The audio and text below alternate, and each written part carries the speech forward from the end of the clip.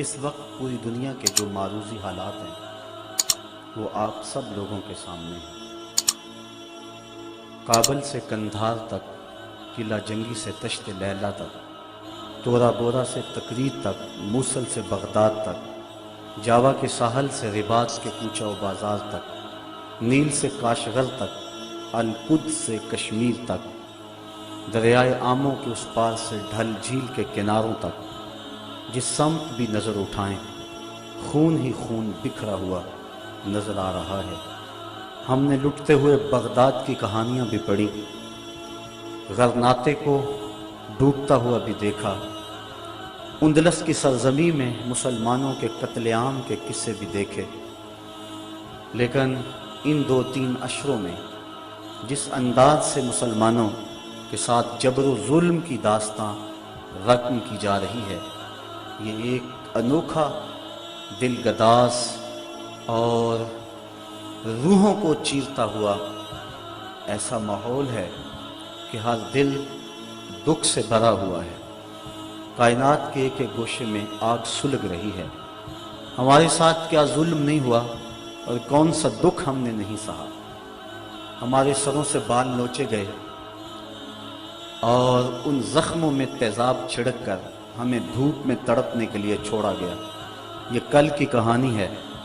ہماری شارگوں کو کاٹا گیا اور جب خون بہہ گیا تو شارگوں میں پٹرول بھرا گیا، ہمارے جسموں کو آگ دی گئی، اور جب وہ لاشیں تڑپتے تھے امریکی گنڈے کہے لگاتے تھے۔ کنٹینروں کے اندر جو شبرغان کی طرف جا رہے تھے اتنے لوگ بھر دیے گئے کہ جتنی ان میں گنجائش بھی نہیں تھی، اور جب وہ پیاس سے تڑپنے لگے تو ایک دوسرے کا پسینہ چاٹتے تھے، اور وہاں جا کر جب انہیں کھولا گیا تو دکھ بھری داستان سنانے کے لیے 2-3 کے علاوہ سب لوگ اپنے سروں پہ شہادت کا تاج رکھ چکے تھے۔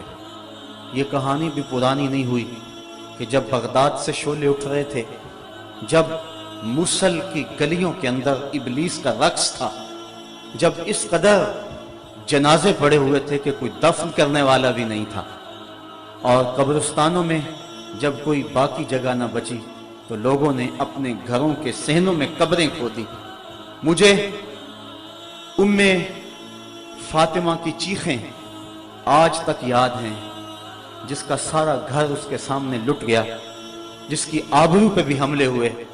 فلسطین کے اندر ابھی کل کی کہانی ہے کہ 100 بچوں کو ٹینکوں تلے رون دیا گیا۔ میں نے کعبۃ اللہ کی غربی دیوار کے ساتھ کچھ عورتوں کو لپٹ کے روتے ہوئے دیکھا۔ جب غور کیا تو وہ فلسطین کی خواتین تھی، اپنے رب کو اپنے دکھوں کی کہانی سنانے آئی تھی۔ ہمارے ساتھ بڑا کچھ ہوا، ہم نے بڑے دکھ سہے، ہمارے اوپر بڑے کچوکے لگے، ہم زخموں سے چور تھے، ہمارے کلیجے چیرے گئے۔ گوانٹا ناموبے کے جیل خانوں کے اندر 6x4 کے پنجروں میں ہمیں سردیوں میں برہنہ رکھا گیا۔ ہمارے ساتھ جبر کی داستانیں رقم کی گئی۔ ظلم کا کون سا طریقہ تھا جو آزمایا نہ گیا؟ بدر کی داستان اور شاب ابی طالب کی گھاٹیاں، طائف کے بازار، مکے کی گلیاں، اور پھر وہاں سے یہ قافلہ سخت جہاں کربلا کے تپتے ہوئے ریگزار میں کھڑا ہوا نظر آتا ہے۔ ہم نے گردنیں کٹائیں، ہم نے اس راستے کے اندر اپنے بچوں کو اپنے ہاتھوں پہ لے کے ظالم کے سامنے کھڑے ہو کر کے کہا کہ تم ہمارے جذبہ شہادت کو کیسے مان کر سکتے ہو؟ جو چل کے آ سکتے تھے وہ پاؤں کے بل بوتے پہ آ گئے، اور جو چل نہیں سکتے تھے ظالموں تیر آزماؤ، انہیں ہم گود میں اٹھا کے لے آئے ہیں۔ ہماری تاریخ بڑی تابناک ہے، ہماری تاریخ بڑی روشن ہے، ہماری تاریخ بڑی دلاویز ہے۔ ہم ہنس کے جان دینا جانتے ہیں۔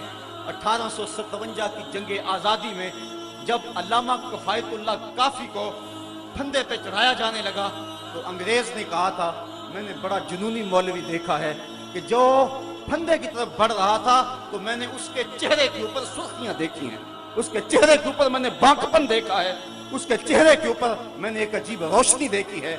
ہم تو پھانسی گھاٹوں میں بھی اجالا کرتے ہیں، ہم تو ہٹلر کے دیش کے اندر بھی مسکرا کے جان مارتے ہیں۔ ہم نے تو یہ عظیمتوں کی داستانیں رقم کی۔ ظالموں نے بڑے ظلم کیے، بڑے دکھ کیے، खिलाफत उस्मानिया को तोड़ने के लिए उनके कितने जासूस हरकत में आए, मुसलमानों में इफ्तराक के बीज बोए। क्या क्या दुख नहीं और क्या क्या जख्म नहीं जो हम चाट रहे हैं। लेकिन ये 2-3 साल तो एक एक लम्हा अजाब बना हुआ है, एक एक सांस अजियत बनी हुई है। मगरब ने ये समझा कि शायद इनका दमखम खत्म हो गया है। वो समझता है कि मुसलमान सियासी अदम इस्तेहकाम का शिकार है, उनके हुक्मरान इस्तेमार के आलाकार हैं, उनकी मईशत मफलूज और दफा कमज़ोर हो चुका है। ले दे के एक हुब्बे नबी का जज्बा ही रह गया है जो इनके सीनों में मौजूद है, और वो चाहता है किसी तरह उनके सीनों से ये जज्बा भी निकाल लिया जाए और फिर इन्हें मिटा दिया जाए या इन्हें अपना गुलाम बना लिया जाए। वो हमसे हुब्बे रसूल की तपश छीनना चाहता है और हमसे वो हमारी पहचान और हमारी वो इज्जत छीनना चाहता है। मगरब ने यहाँ भी ठोकर खाई। उसने हुक्मरानों के आईने में अवाम के चेहरे को देखा। उसने समझा कि इनमें जिंदगी की रमक नहीं, आसाब शल हो गए, दिल बुझ गए। लेकिन मगरब कान खोल के ये बात सुन ले कि ये लुटा हुआ कारवां, ये खानमा बर्बाद लोग, ये कभी यूरोप में इन्हें लूटा, कभी इन्हें अमेरिका में लूटा, ये लुटते रहे, ये करबला में भी लुटे, ये लूटे जाते रहे। इनके लुटने की कहानी बड़ी दर्दनाक भी है और बड़ी तवील भी है। लेकिन मगरब सुन ले कि जब ये खुद लुटने पे आ जाएं तो फिर अपना सौदा ऊंचाई मोहम्मद में करते हैं। जब वो खुद लुटने पे आ जाएं तो फिर सब कुछ रसूल करीम की नामूस के लिए कुर्बान करने के बाद भी ये कहते रह जाते हैं, करूं तेरे नाम पे जान फिदा, न बस एक जान दो जहां फिदा, दो जहां से भी नहीं जी बरा, करूं क्या करोड़ों जहां नहीं। मगरब तो बराह रास्त हमले कर रहा है जिससे हमारे जिगर पाश पाश हो गए हैं। हमारा तो मौक़िफ़ ये है कि कोई इशारे और कनाए से हमारे आका करीम पर हमला करे तो वो भी नाकाबिले माफ़ी जुर्म करार पाता है। मुसलमानों के नज़दीक नालैन नबी की नोक शाही से ज़्यादा मोहतरम है। वो तो कहकशां को आपके कदमों की धूल समझते हैं। उनके नज़दीक कलियों का चटकना तबस्सुम रसूल का सदका है और उनके तलवों का धोन आब हयात है। ये दर्दमंदान इश्क ऊंचाई हबीब के गुलामों को भी अपना इमाम समझते हैं। ख्वाजा फरीद ने क्या खूब कहा था, तोड़े धकड़े धोड़े खांदड़ियां, तेरे नाम तो मुफ्त बकांदड़ियां, तेरे बांदियां दी मैं बांदड़ियां, हम दर्दे कुत्तियां नाल अदब। और मेरे इमाम ने कहा था, तुझसे दर और दर से सग और सग से है मुझको निस्बत, मेरी गर्दन में भी है दूर का पट्टा तेरा।